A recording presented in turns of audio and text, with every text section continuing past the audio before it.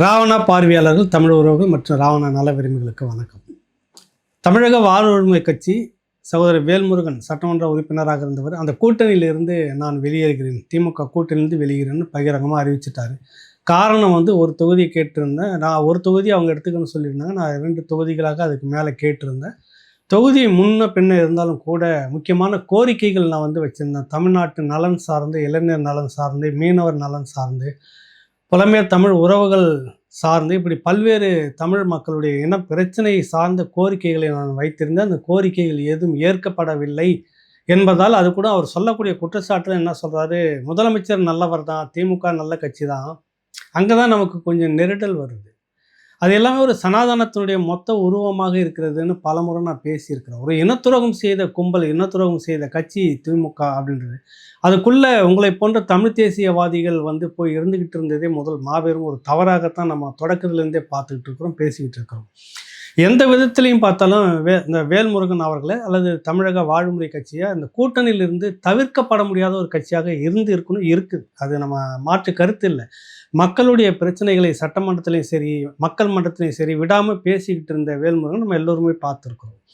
மக்களுடைய முக்கியமான கோரிக்கைகள் அப்படின்னு இந்த பரந்துரை விமானம், அது விவசாய நிலத்தை எடுக்கக்கூடாது அப்படின்னு உள்ளாரவே பேசுகிறாரு, வெளியும் பேசியிருக்கிறாரு. டங்ஸ்டனுக்கான அனுமதி, இப்படி ஒன்றிய அரசுக்குள்ளே நாங்கள் விரோதமாக இருக்கிறோம்னு சொல்லிட்டு ஒன்றிய பாஜக அரசு, மத்திய பாஜக அரசு என்னவெல்லாம் திட்டம் கொண்டு வந்ததோ அது எல்லாம் செய்து கொண்டிருப்பது திமுக அரசு. அதுக்குள்ளே நீங்கள் கூட்டணியில் இருந்துக்கிட்டு முடிந்தவரை அவர் எதிர்த்து பேசியிருந்தார். ஆனால் அந்த காலகட்டத்திலே நான் கூட்டணியை விட்டு வெளியேறுகிறேன்னு சொல்லியிருந்தீங்கன்னா, நீங்கள் மக்களுக்காக, தமிழ் நாட்டு மக்கள் நலனுக்காக நீங்கள் இருந்தீங்க அப்படின்றதுல ஒரு பெரிய நம்பிக்கை வந்திருக்கும் எல்லாருக்கும். இன்றைக்கி நீங்கள் வேறு ஏதோ ஒரு கட்சியில் போய் இணைஞ்சிருந்திருக்கலாம், ஆக்கப்பூர்வமான பல விஷயங்கள் நீங்கள் செய்திருக்கலாம். இந்த மக்களுக்கு விரோதமான விஷயத்தெல்லாம் தொடர்ச்சியாக நீங்கள் பேசிக்கிட்டு இருந்திருக்கீங்க, அதில் மாற்று கருத்தே இல்லை. ஆனால் உங்களை மதித்ததா?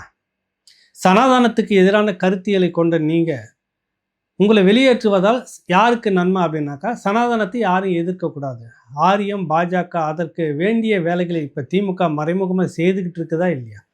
இதுக்குள்ளார இடதுசாரிகளை எந்த விதத்திலையும் நம்ம தவிர்க்க முடியாது. இந்த நாட்டு மக்களுக்கு மிக மிக வேண்டிய ஒரு கட்சி, மக்கள் நலனுக்கான கட்சி அப்படின்றதுல மாற்று கருத்தே இல்லை. ஒரு காலகட்டத்தில் 30 ஆண்டுகளுக்கு முன்பெல்லாம் பார்த்தீங்கன்னா, 2009க்கு முன்பு வரைக்கும் பார்த்தீங்கன்னா, எதனா ஒரு மக்கள் பிரச்சனைன்னா முதல்ல கம்யூனிஸ்ட்டை கூப்பிடு அப்படின்னு தான் சொல்லுவாங்க. தவிர்க்க முடியாத ஒரு மக்கள் பிரச்சனையை பேசக்கூடிய கட்சியாக இருந்தது இடதுசாரிகள். அது ஒரு சனாதனத்துக்கு எதிராக இருக்கக்கூடிய அந்த கட்சியை நீங்கள் கதற விட்டுட்டு இருக்கு திமுக. அப்போ அவர்கள் யாருடைய மனசை அங்கே திருப்திப்படுத்துகிறாங்க அப்படின்ற கேள்வி இருக்குது. சிபிஐ வேறு வழி இல்லை அப்படின்னு 5 தொகுதியோடு போட்டு, எங்களுக்கு இருந்தாலும் மத சார்பற்ற இந்த கூட்டணி, மத சார்போடு இருக்கக்கூடிய கூட்டணிக்கு எதிராக நாங்கள் திரள வேண்டிய ஒரு கட்டாயம் அப்படின்னு ஏதோ ஒரு காரணத்தை பூசி மொழிகி போயிடுச்சு சிபிஐ. சிபிஎம் இல்லை எங்களுக்கு இரட்டை இலக்கம் அப்படின்றத இப்போ கடைசியாக அவங்கள எங்கே கதற வச்சுருக்கேன்னா, எங்களுக்கு 6 பழைய மாதிரி 6 தொகுதியே போதும்னு சிபிஎம்மை கதற விட்டுக்கிட்டு இருக்குது. 20 நாளுக்கு மேலே உங்கள் கூட தோளுக்கு தோளாக இந்த 5 ஆண்டு காலமும் மக்கள் விரோத பிரச்சனைகள் பல நீங்கள் செய்த போதும் கூட, அராஜகம் நிறைய நடந்த போதும் கூட, கீழ்மட்டத்தில் திமுக நிர்வாகிகள் கட்டுமீறி நிறைய வன்முறையும் அராஜகமும் ஊழலும் முறைகேடுகளும் பகிரங்கமாக நடந்துகிட்டு இருக்கு. இன்றைக்கி திமுகவுடைய பெரிய செட்பேக் பின்னாடி எதுன்னு பார்த்தீங்கன்னாக்கா, பின்னுக்கு நோக்கி நகர் மக்கள் வெறுக்கக்கூடியது காத்துனா அந்த கீழ்மட்ட நிர்வாகிகள் மக்கள் மத்தியில் செய்த மிகப்பெரிய அராஜகம் திமுக தரப்பில், அதை மறுக்கவே முடியாது. இதையெல்லாம் வேடிக்கை பார்த்து கொண்டிருந்தது இடதுசாரி கட்சி, குறிப்பாக கம்யூனிஸ்ட் கட்சி, இந்திய கம்யூனிஸ்ட் கட்சி, மார்க்சிஸ்ட் கம்யூனிஸ்ட் கட்சி. இப்பொழுது உங்களை சரி எல்லாம் நீங்கள் சமரசம் பண்ணிட்டு வந்தது எதுக்கு அப்படின்னு பார்த்தீங்கன்னா, பாஜக உள்ளே நுழைஞ்சிடக்கூடாதுன்னு ஒரு காரணம். சரி, இப்போ பாஜகவுக்குள்ளே நுழைஞ்சிருக்குது திமுக. இந்த 5 ஆண்டுகளில் எல்லா மத்திய அரசு திட்டமும் கொண்டு வந்தது. நீங்கள் என்ன செய்துங்க? பேருக்கு ஒரு அடையாள ஆர்ப்பாட்டம், கண்டனம், அதோடு சரி. மக்களோடு நின்று இருக்கீங்களா? மக்களோடு போராடி இருக்கீங்களா? எங்கே போனது கம்யூனிஸ்ட் கட்சி? ஒரு காலகட்டத்தில் மக்கள் தேடி தேடி கம்யூனிஸ்ட் கட்சி கூப்பிட்டுட்டு இருந்தாங்க பிரச்சனைக்கு. இன்றைக்கி நாம் தமிழர் கட்சி கூப்பிட்டு இருக்கிற அளவுக்கு உங்களுடைய கட்சி நிலைமை திமுகனுடைய இன்னொரு வண்ணமாக மாறி போய்விட்டது. உங்களுக்கு மார்க்ஸும் ஏங்கல்ஸும் ஸ்டாலின் லெனின் இவங்கெல்லாம் இல்லை. இன்றைக்கி உங்களுக்கு வேண்டப்பட்டது அறிவாலயம் ஸ்டாலின், அறிவாலயம் கலைஞர். இதுதான் உங்களுக்கு ஸ்டாலினாகவும் லெனினாகவும் போய்விட்டார்கள் என்ற ஒரு பெரிய விமர்சனம் இன்றைக்கி மக்கள் மத்தியில் இருக்குது. சனாதனத்துக்கு எதிராகவும் இந்துத்துவாவுக்கு எதிராகவும் கடுமையாக களமாடிட்டு இருக்குது கம்யூனிஸ்ட் கட்சி. இன்றைக்கி அதை எங்கே நின்று இருக்கு? ஏன் உங்களுக்கு இந்த நிலைமை? இரட்டை இலக்கம் 10க்கு குறையாத எங்களுக்கு சீட்டு வேணும்னு சொன்னது இப்போ 6 கிடைச்சா போதுன்ற நிலைக்கு இன்றைக்கி உங்களை நிறுத்தியிருக்கு. 20 நாட்களுக்கு மேலாக உங்ககிட்ட முதல்ல பேச்சுவார்த்தை நடத்துறதே தவிர்த்திருக்கலாம் திமுக. இப்போ அந்த பண்ணையார்த்தனம் திமுகவிடம் இருக்கிறதுன்னு சொல்கிறோமா? இல்லை. அதை நான் சொன்னப்போலாம் நிறைய இடதுசாரிகள்லாம் முன்னே வந்து நின்றுட்டு இருந்தீங்க. திமுக கூட எங்களை போன்றவர்களை கடுமையாக எதிர்க்கல. இந்த இடதுசாரி தோழர்களும் கருஞ்சட்டை தோழர்களும் தான் வந்து எடுத்தாங்க. இது முழுக்க முழுக்க ஒரு பண்ணையார்த்தனம். இது ஒரு முதலாளித்துவ கட்சி. இது வந்து நீங்கள் எந்த விதத்திலும் அது உள்ள இதை விட நீங்கள் நேராக ஜார்ஜ் மன்னரோட நீங்கள் சேர்ந்து கூட்டணியே வச்சுருந்துக்கலாம் இல்லையா? எதுக்கும் நமக்கு இடதுசாரி சித்தாந்தம் தத்துவம் அப்படின்ற பெரிய கேள்வி இருக்குது.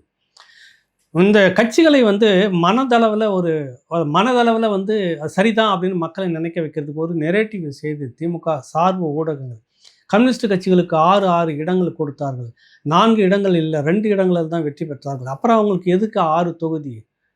2 தொகுதியே போதும் இல்லை அவங்களுக்கு. போனால் போதுன்னு ஒரு 6 தொகுதி நாங்கள் கொடுக்குறோம், 5 தொகுதி கொடுக்குறோம். அதெல்லாம் இல்லை, இரட்டை இலக்கம் வேணும்னா எப்படி?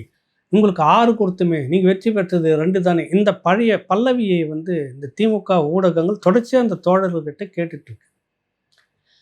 எனக்கு அது புரியலை. எனக்கு திமுக எந்த காலத்தில் மொத்தமாக கடந்த தேர்தலில் 173 சட்டமன்ற தொகுதிகளை உதயசூரியன் சின்னத்தில் போட்டிட்டு இருக்கதான் நான் நினைக்கிறேன். வெற்றி பெற்றது 133. 40 தொகுதிகளை திமுக இழந்திருக்குது உதயசூரியன் சின்னத்தில். நீங்கள் தோல்வி அடைஞ்சிருக்கீங்க. அப்போ திமுகவுக்கும் அந்த தோல்வி இருக்குது. நீங்கள் குறைச்சிக்கிறீங்களா? 173 அதெல்லாம் நிற்காதீங்க, 150 வேணாங்க, 118 தான் மெஜாரிட்டின்னு நிரூபிக்கிறதுக்கு. நீங்கள் ஒரு 130 140 எடுத்துக்கிட்டு மீதி அது கட்சிகளுக்கு தாராளமாக கொடுங்களேன். இதில் என்ன கேள்வி? நேற்று வரை உங்களுக்காக இருந்த கட்சிகளை புறக்கணித்து விட்டு இன்று வந்த தேமுதிக கொண்டு வந்து ஒரு 8 அப்படின்னு இறுதிப்படுத்தி வச்சுருக்கீங்க. 8+1 ஒன்றும் முழுசும் தெரியல. இப்போ அங்கே தான் விடுதலை சிறுத்தைகள் கட்சி வந்து மனநொந்து அந்த வழியை நேற்று தோழருடைய முகத்தை பார்க்கலாம். கடுமையாக அவர் மேலே விமர்சனம் வச்சா கூட அதை பார்க்குறப்ப ஒரு மாதிரி தோணுச்சு. இந்த விடுதலை சிறுத்தைகளுக்கு நம்ம பேசுகிறப்பெல்லாம் நொட்டம் வந்துடுது. நீங்கள் ஓடி ஓடி அறிவாலயத்தில் காவல் இருந்ததுனுடைய விளைவு இன்னைக்கு எங்கே வந்து நிற்கிது பாருங்கள். சனாதனத்துக்கு எதிராக ஆழமான குரல் கொடுக்கறது விடுதலை சிறுத்தைகள், எதிர்த்து பேசுவது விடுதலை சிறுத்தைகள். ஆனால் உங்களை போன்றவர்களை வந்து புறக்கணிக்கிறதன் மூலமாக இந்துத்துவாவுக்கு நாங்கள் எந்த விதத்தில் தலைவலியை கொடுக்க மாட்டோம், அதிகப்படியான சட்டமன்ற உறுப்பினர்கள் இவர்களை கொடுத்து இவர்கள் அதிகப்படியான குரல் வெளியில் போயிடக்கூடாது அப்படின்றதுல நாங்கள் உறுதியாக இருக்கிறோன்னு மறைமுகமாக சொல்லுது திமுக. எந்த விதத்திலாவது பாஜகவுடைய திட்டத்தை அவர்கள் எதிர்த்திருக்கிறார்களா சொல்லுங்கள். நீங்கள் அந்த போலி கும்பலை போயிட்டு பாஜகவை எதிர்க்க ஒரே சக்தி திமுக தான். கடைசியாக உங்களை எங்கே நிற்க வச்சு கதற விட்டுருக்கு பாருங்கள். 10க்கும் குறையாதன்னு இல்லை, 18 20 தொகுதி கொடுக்கக்கூடிய தகுதியான கட்சி விடுதலை சிறுத்தைகள் கட்சி. அந்த கட்சியை 10க்கு கீழே நீங்கள் கதற விட்டு 6 தான் உங்களுக்கு பழைய மாதிரி அப்படின்ற அளவுக்கு கொண்டு வந்து நிறுத்தி, இல்லை எங்களுக்கு இன்னும் கொஞ்சம் கூடுதலாக கொண்டு வந்துடுங்க, தேமுதிகவுக்கு இணையாக எங்களை வைங்க, அதுக்கு கீழே கொடுத்துடாதீங்கன்னு மனம் எந்த அளவுக்கு உங்களுக்கு வலியை ஏற்படுத்தி, இந்த வலி என்பதை திருமாவளவன் அவர்கள் சொல்கிறார்கள். ஏன் இந்த அவமானம்? ஒரு பெரும் மக்கள் கூட்டத்தை வச்சுட்டு இருக்கிறவங்களுக்கு இந்த அவமானம் யாரால் வந்தது? பாரதிய ஜனதா கட்சி சனாதானம் பேசிட்டு இருக்கிற அந்த கட்சியை நான் கொடுத்ததா உங்களுக்கு? சொல்லுங்கள். இப்போ சனாதானம் வந்து யார்கிட்ட இருக்குது? அதை நீங்கள் வெளிப்படையாக பேசணுமே இல்லையா? விடுதலை சிறுத்தைகள் பேசி இருக்கணும். அதனுடைய விளைவை இப்போது நீங்கள் அனுபவித்து கொண்டு இருக்கிறீர்கள். உண்மையிலே சனாதானம் அப்படின்னு சொல்கிறது சாதிய வெறுப்புன்றது பாஜக கூட இப்படிலாம் செய்திருக்காது. பயந்து மதிப்பளிச்சிருக்கும். மிக மட்டமாக கீழ்த்தரமாக நடத்தியிருக்கு விடுதலை சிறுத்தைகள். ஒரு பெரும் சமூகத்தை, அட்டவணை பிரிவு மக்களுடைய சமூகத்தை வடமாநிலங்களில் முழுக்க பெரிய செல்வாக்காக வச்சிருக்கிற இந்த விடுதலை சிறுத்தைகளுக்கு இப்படி ஒரு ஆதவ அர்ஜுன் உள்பட இன்றைக்கி ஒரு ட்விட்டரில் போட்டிருக்கிறார். அண்ணன் எவ்வளோ சமரசம் செய்துக்கிட்டாரு, எவ்வளோ முட்டு கொடுத்தாரு, அவரை போய் இப்படி நிற்க கதற விட்டுட்டீங்களே.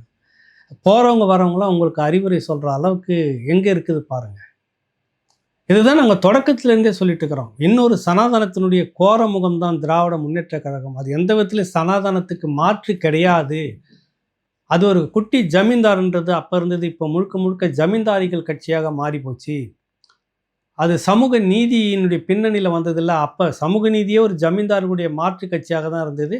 திராவிட முன்னேற்ற கழகம் நவீன ஜமீன்தார்களை கொண்ட கட்சியாக இருக்கிறதுன்னு ஒரு பெரிய பட்டியலே போட்டு சொல்லியிருந்தேன். 4 நூற்றாண்டுகளுக்கு மேலாக ஒரு மாவட்டத்திலையும் மந்திரிகளாகவும் சட்டமன்ற உறுப்பினராகவும் தொடர்ந்து நீடிச்சுக்கிட்டு இருக்கிறது யார் அப்படின்னு. அதுவே சனாதனத்துக்கு எதிரானது தானே. அதே ஒரு சனாதன புத்தி தானே. சனாதனத்துக்கு எதிராக இல்லை, அதுவே ஒரு சனாதன போக்கு தானே. அது ஒரு ஜமீன்தாரனுடைய ஆட்சி தானே.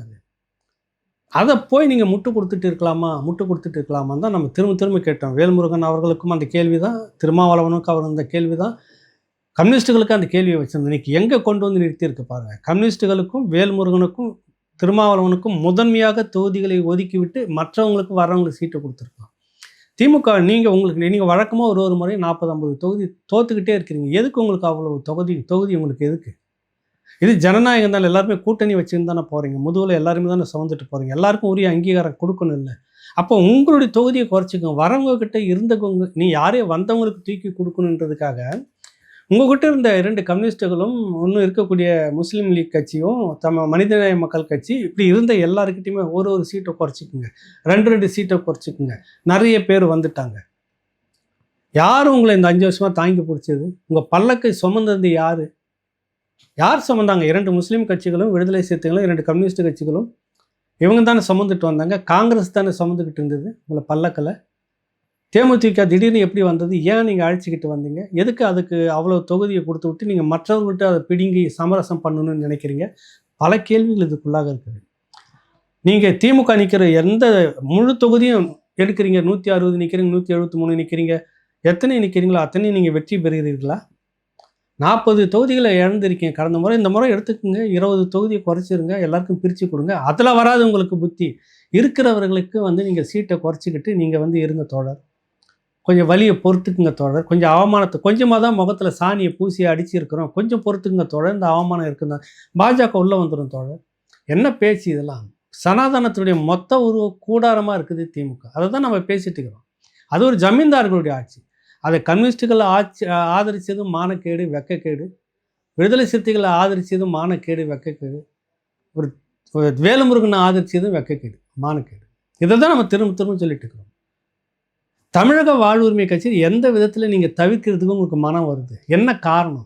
கட்சிக்குள்ளாகவே கூட்டணிக்குள்ளாகவே வந்துட்டு ஒரு மக்கள் பிரச்சனையும் விடாத பேசிட்டு இருக்கிறான். பெரிய அளவில் குடைச்சல் அப்படின்னு நீங்கள் நினைச்சிங்களா? சொல்லுங்கள், என்ன காரணத்துக்காக நீங்கள் அதை தவிர்த்தீங்க வேல்முருகனை? வாக்கு வங்கியில் குறை இல்லை, வாக்கு வங்கி வாங்கி கொடுத்துருக்கிறாரு. உங்களுடைய பேசுகிறதுல குறை இல்லை, எல்லாத்துலேயும் தாங்கி பிடிச்சி பேசிகிட்டு இருக்கிறாரு. வேறு என்ன காரணம்? நீங்கள் என்ன காரணம்னா மக்கள் பிரச்சனையை பேசிட்டு அது வேல்முருகனே சொல்கிறாரு. சில அதிகாரிகள், ஊழல் அதிகாரிகள், தமிழ் மொழி அல்லாத அதிகாரிகள், இப்போ தான் இவருக்கு இதெல்லாம் தெரியுது. நாங்களாம் பேசினப்போ முட்டாள், எங்களை பார்த்து நக்கல் பண்ணிட்டு இருந்தது, நையாண்டி பண்ணிட்டு இருந்தது. இப்போ வந்துட்டு தமிழர் அல்லாத சில அதிகாரிகள் வேண்டும் என்று எங்களை தவிர்க்கும் விதமாக ஸ்டாலினிடம் ஆலோசனை. ஸ்டாலினுக்கு எங்கே போச்சு புத்தி? நம்ம தோளில் சுமந்துக்கிட்டு இருக்க நம்ம தோழர்கள் இவங்க நம்மளை தூக்கிட்டு போகிறாங்க. நம்ம மேலே பல்லக்கில் உட்காந்துக்கிட்டு போகிறோம். இந்த பாதம் தாங்கிகளை நம்ம விட்டுறக்கூடாதுன்னு இல்லை. நீங்கள் அவர் இல்லை முடிவு எடுத்துக்கணும். அதிகாரிகள் சொன்னார்களாம், ஆலோசனை சொன்னார்களாம். அதனால் இல்லைன்னா ஸ்டாலின் ரொம்ப நல்லவர் வேல்முருகனுக்கு. அங்கே தான் நமக்கு எரிச்சல் வருது. நீங்கள் செய்த பாவத்தினுடைய விளைவு இது எல்லாமே. இந்த கம்யூனிஸ்ட்டுகளுக்கு சொல்கிறேன், திருமாவளவனுக்கு சொல்கிறேன், வேல்முருகனுக்கு சொல்கிறேன். பாவம் கம்யூனிஸ்ட்டுகளை விடுங்க. அவங்க அன்றைக்கே ஈழ பிரச்சனை அது இதெல்லாம் நாங்கள் இல்லைன்னுட்டாங்க. இந்திய கம்யூனிஸ்ட் கட்சி ஓரளவுக்கு அந்த பிரச்சனை இறங்கி வந்து அந்த மக்கள் விடுதலை போராட்டத்தை ஆதரிக்கிறோம் நாங்கள் அப்படின்னு சொல்லிட்டு வந்துட்டார். மார்க்சிஸ்ட் கம்யூனிஸ்ட் கட்சி அது நமக்கு சம்மந்தமே இல்லை. உலகத்தில் இருக்கிற எல்லா புரட்சி போராட்டத்தையும் ஆதரிப்பாங்க. எதுக்குங்க ஈழம் தமிழ்நா விடுதலை போராட்டம்னா மட்டும் ஆகாது அவங்களுக்கு. அப்படி நின்னாங்க. சொல்லுங்கள், இதுக்கு துணையாக போயிட்டு இருந்தது திமுக, அந்த துரோக கட்சி. இவங்களாம் நம்ம ஆதரிக்கலாமான்னு உங்களுக்கு தெரிஞ்சிருக்கணுமா இல்லையா? வேல்முருகனுடைய கொடுத்த பேட்டி கடந்த காலங்களில் இருக்குது. இனத்துரோகம் செய்த கட்சியோட எந்த காலத்துலையும் கூட்டணி இருக்க மாட்டாங்க. காங்கிரஸை பற்றி சொல்லியிருப்பார். இப்போ காங்கிரஸை சுமந்துட்டு இருக்கிற திமுக கூட இருக்க மாட்டேன்னு நீங்கள் உள்ளே போனவொன்னே எதிர்ப்பு தெரிவிச்சிருக்கணுமா இல்லையா? காங்கிரஸுக்கு அவ்வளோ தொகுதி கொடுக்குறப்ப எங்களுக்கு காங்கிரஸுக்கு எங்கள் ஆட்கள் இருக்காங்களா? வேல்முருகனுக்கு ஆட்கள் இருக்காங்களா? ரெண்டுமே பேசுங்க. இன்றைக்கி ஒரு பிரச்சனை, மக்கள் பிரச்சனை, டோல்கேட்டில் இதுவாகுது பிரச்சனை வந்தால் காங்கிரஸ் அவ்வளோ கூட்டத்தை கூட்டியிருக்கா, வேல்முருகன் கூட்டியிருக்கிறாரா மக்களுக்காக?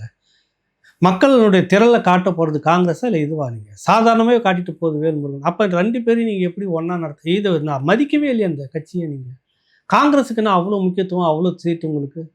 அது தேசிய கட்சியாக இருந்தது, ஆண்ட கட்சியாக இருந்தது, பிரச்சனை இல்லை. தமிழ்நாட்டில் என்ன நிலைமை இருக்குது? அவங்க உங்களை மிரட்டி வெளியில் போகிறோன்னு கடைசி வரைக்கும் நீங்கள் அவங்க காலை பிடிச்சி கெஞ்சி அவ்வளோ தொகுதி கொடுத்துருக்கீங்க. உங்களுக்கு வேல்முருகனும் விடுதலை சிறுத்தைகள் திருமாவளவனும் தொடக்கத்தில் இந்த ஆட்டம் ஆடி இருந்தாங்கன்னா இன்றைக்கி நீங்கள் அவங்க காலை பிடிச்சி தொங்கியிருப்பீங்க. அதுதான் அவர்கள் செய்த மிகப்பெரிய மாபெரும் தவறு. திருமாவளவன் செய்த மிகப்பெரும் தவறு, மாபெரும் தவறு. அந்த கூட இருக்கிற சிலருடைய ஆலோசனைக்காக வேண்டி, அழுத்தங்களுக்காக வேண்டி தன்மானத்தை இழந்து நிற்கிறார் திருமாவளவன். நான் அதை தான் சொல்லுவேன். தொடக்கத்திலேயே இந்த ஆட்டம் காங்கிரஸ் ஆடுற ஆட்டத்தை திருமாவளவன் ஆடி இருக்கணும். ஏன்னா மக்கள் செல்வாக்கு அங்கே தான் இருக்குது. வட மாவட்டங்கள் முழுக்க அவ்வளவு வாக்குகளும் வாங்கி கொடுத்தது திமுகவுக்கு. அதுதான் பலமுறை சொல்லிட்டு இருக்கிறோம். நாங்கள் இந்த நிபந்தனைக்கே வந்து இந்த இந்த வைக்கிறோம், இல்லைன்னா நாங்கள் வெளியே போகிறோம். நீங்கள் தொடக்கத்தில் விடுதலை சிறுத்தைகள் இந்த ஆட்டம் ஆடி இருந்தால் நீங்கள் 10க்கு மேற்பட்ட சீட்டை நீங்கள் வாங்கிட்டு ராஜ மரியாதையே இருந்திருக்கலாம். எல்லாரையும் நீங்கள் அவமானப்படுத்துகிற மாதிரி, எல்லாரையும் பேசுகிறவங்களெல்லாம் நீங்கள் வீடியோ போட்டுக்கிட்டு, பேசுகிறவனெல்லாம் கொச்சப்படுத்திக்கிட்டு, இதை விமர்சனம் பண்ணவங்களாம் நீங்கள் அந்த அவமரியாதைப்படுத்தினுடைய விளைவு இன்னைக்கு நீங்கள் அந்த அவமானத்தை நீங்கள் சந்திச்சுட்டு இருக்கிறீங்க திமுக கிட்ட. எவ்வளோ பேசுகிறவங்க எல்லாருமே கொச்சப்படுத்து உங்கள் ஆட்கள் திமுக அல்ல கைகளை வச்சுக்கிட்டு வீடியோ போடுறது, பேச வைக்கிறது. என்ன ஆச்சு? உங்களுக்கு அந்த கௌரவம் கிடைச்சிதா? இன்னைக்கு அவமானம் தான் உங்களுக்கு கிடைச்சிருக்கு. 8 சீட்டு அப்படின்னு விடுதலை சிறுத்தைகளுக்கு ஏதோ உறுதிப்படுத்துறதா சொல்ல வராங்க. தேமுதிகவும் அதோட நிறுத்திக்கலாம் அப்படின்னு சொல்ல வராங்க. அடம்பிடிச்சி தேமுதிக 9 வாங்கிச்சுன்னா அதை விட பெரிய அவமானம் உங்களுக்கு எதுவும் இல்லை. தேமுதிகவா மக்கள் செல்வாக்கு, விசிகாவான்னு பார்த்தீங்கன்னா விசிகாவுக்கு தான் அதிகம். அதில் மறு கருத்தே கிடையாது. நீங்கள் கூட்டணும், அந்த கூட்டமே பெரிய பிரம்மாண்டமான கூட்டம் நிரூபிச்சிட்டாங்க. இந்த 5 வருஷத்தில் 2 முறை நிரூபிச்சிருக்கீங்க. ஆனால் உங்களை எப்படி நடத்துது இந்த அதுதான் சொல்ல வரோம். இந்த விசிகாவை எப்படி நடத்துது திமுக? அது இன்னொரு சனாதானம், இன்னொரு ஜமீன்தார் கட்சி. காலம் கடந்து போச்சு. இன்னொரு முறையே இந்த கட்சி நீங்கள் வந்து இந்த இந்துத்துவா உள்ளே வந்துடுது, பாஜக உள்ளே வந்துடுது. இந்த பூச்சாண்டியெல்லாம் முழுக்க முழுக்க இந்துத்துவா பாஜகவுடைய மறு உருவமாக மாறி போச்சு உங்களுக்கு திமுக. பாஜகவை விட மோசமான முகத்தோடு இருக்குது திமுக. பாரதிய ஜனதா கட்சி கூட பட்டியல் சமூகத்துக்கு உரிய அங்கீகாரம் மரியாதை பல சந்தர்ப்பங்களை கொடுத்துருக்குது. என்ன உங்களை இவ்வளோ கேவலப்படுத்தியிருக்குது? என்ன பாரதிய ஜனதா கட்சியை விட இல்லை, நான் சொல்கிறேன், எனக்கு திமுக எந்த விதத்தில் வந்து உயர்ந்ததாக இருக்குன்னு நீங்கள் நினைக்கிறீங்க எனக்கு தெரியல. ஒன்று இந்துத்துவாவுக்கு நான் இந்துத்துவா பாஜகவை நான் பேசிட்டு இருந்தேன், அது கூட உங்களை மதிச்சுது, அது கூட ஒடுக்கப்பட்ட மக்களுக்கு ஒன்று பிரதிநிதித்துவம் கொடுத்தது. ஆனால் இங்கே எங்கே வச்சுக்கிட்டு இருக்குது? உங்களை எந்த இடத்துல வந்து வச்சுக்கிட்டு இருக்குது? அப்போ இது இவ்வளோ மோசமாக கருப்பு சட்டை, கருப்பு சிவப்பு போட்ட மோசமான ஒரு இந்துத்துவா, மோசமான ஒரு சாதி வெறி பிடிச்ச ஒரு தலைமை தான் திமுக. அதான் நடந்திருக்குது உங்களுக்கு. வேல்முருகன் எடுத்துனா அவருக்கு வேறு வழி இல்லை. இப்படிப்பட்ட ஒரு மனிதரை வந்துடக்கூடாது, செல்வாக்காக உள்ளே இருந்துடக்கூடாது. எதுக்கெடுத்தாலும் கேள்வி, மக்களுக்காக கேள்வி வைக்கிறேன்னு வச்சு குடைச்சல் கொடுத்துங்கிறாரு. அனுப்பிச்சிருங்க. அது ஸ்டாலின் முடிவெடுத்து தான் நடக்கிறது. ஸ்டாலினுக்கு தெரியாமல் நடந்துடுச்சு அப்படின்னு வேல்முருகன் சொல்வதை ஏற்க முடியாது. அங்கே தான் நமக்கும் அவருக்கும் வித்தியாசம் வருது. எது எப்படி இருந்தாலும் கம்யூனிஸ்டுகளையும் வேல்முருகனையும் திருமாவளவனையும் இப்படி பாடுபடுத்தி இருப்பது திமுக சரி கிடையாது. ஏன்னால் மக்கள்கிட்ட ஓரளவுக்கு பேசு பொருளாகவும், மக்கள்கிட்ட ஓரளவுக்கு ஓரளவுக்கு இந்த கட்சி நமக்காக பேசும் அப்படின்னு இருந்துட்டு இருக்கிற ஒரு நம்பிக்கை உள்ள கட்சி இந்த நாள் தான் உங்களுக்கு. காங்கிரஸ் திமுக ஒரு காலத்துலையும் கிடையாது. ஏன்னா காங்கிரஸ் எப்பவுமே வாயில்லாத புள்ளப்பூச்சி மாதிரி. அது அவ்வளோதான். அது எந்த காலகட்டத்திலையும் எதுக்காக சுதந்திரத்துக்கு போராடிச்சு, அதோட முடிஞ்சு போச்சு. சிஏஏன்றதுக்கு எதிராக போராடிச்சு காங்கிரஸ் கட்சி இல்லை. ஆனால் மக்கள் பிரச்சனைக்காக பேசிட்டு இருக்கிறது தான் திமுக. எந்த காலகட்டத்தில் எப்போ 67 அதிகாரத்துக்கு வந்தாங்களோ அவங்களுக்கு ரொம்ப குடும்பத்துக்கு நெருக்கடின்றப்ப மட்டும் ரோட்டுக்கு வந்து நிற்க, வேறு எதுக்கும் வந்து நின்னதே கிடையாது. ஆனால் கம்யூனிஸ்ட்டுகளும் விடுதலை சிறுத்தைகளும் தமிழக வாழ்வுரிமை கட்சி வேல்முருகனும் மக்களுக்காக போராடிட்டு இருந்தாங்க, மக்களுக்காக பேசிக்கிட்டு இருந்தாங்க.